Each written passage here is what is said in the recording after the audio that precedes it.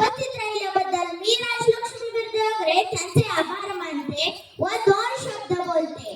साधी राहणी उच्च विचारसरणी, साधी राहणी उच्च विचारसरणी या स्वभावामुळेच घर केलं तुम्ही जनतेच्या मनी, या स्वभावामुळेच घर केलं तुम्ही जनतेच्या मनी. तुमच्या कार्याने आनंदी झाली माड्यातील जनता, तुमच्या कार्याने आनंदी झाली माड्यातील जनता.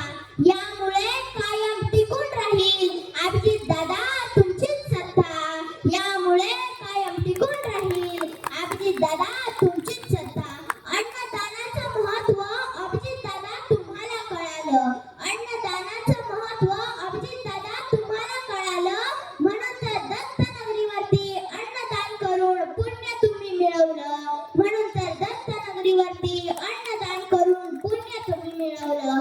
आणि या पुण्याईने नशीब तुमचं उजळलं, आणि या